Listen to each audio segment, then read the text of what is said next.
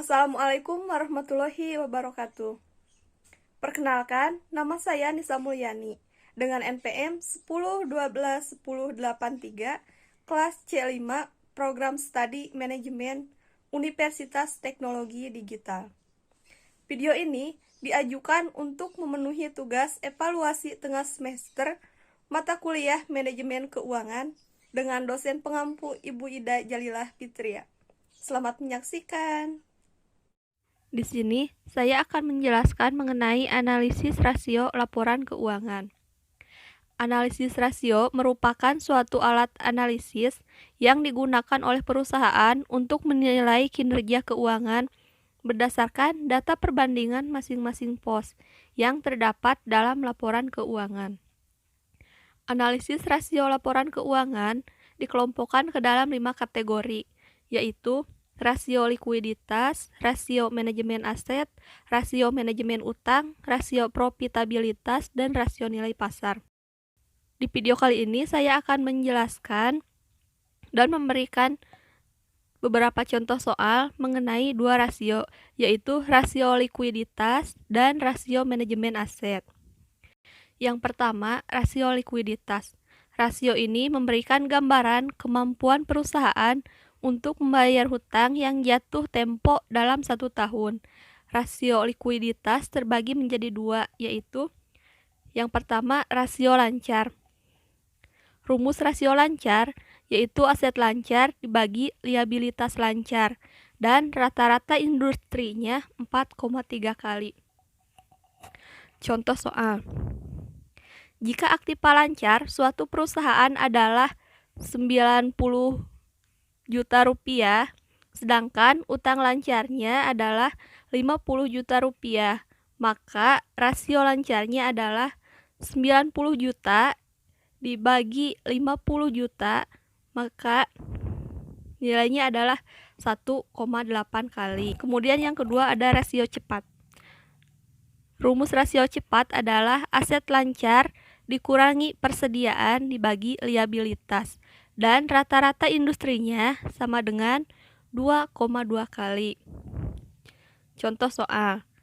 Aset lancar sama dengan 325 juta, persediaan sama dengan 87 juta, dan liabilitasnya 280 juta. Maka rasio cepatnya adalah 325 juta dikurangi 87 juta dibagi 280 juta. Maka hasilnya adalah 0,8 kali. Yang kedua ada rasio manajemen aset. Rasio ini memberikan gambaran terkait seberapa efisien perusahaan dalam menggunakan asetnya. Rasio ini terbagi menjadi 4, yaitu yang pertama, rasio perputaran persediaan. Rumusnya penjualan dibagi persediaan awal, dan rata-ratanya sama dengan 10,9 kali. Contoh soal. Diketahui penjualan 925 juta, persediaan 385 juta rupiah. Jadi rasio perputaran persediaannya adalah 925 juta dibagi 385 juta sama dengan 2,4 kali. Yang kedua, jumlah hari penjualan belum tertagih atau day sales outstanding ratio. Rumusnya adalah piutang dibagi rata-rata penjualan per hari, dan rata-rata industrinya 36 hari. Contoh soal. PT Kaldusari melaporkan pendapatan penjualan Agustus 2019 sebesar 30 juta rupiah, di mana penjualan kreditnya senilai 15 juta, sedangkan penjualan tunainya 15 juta rupiah.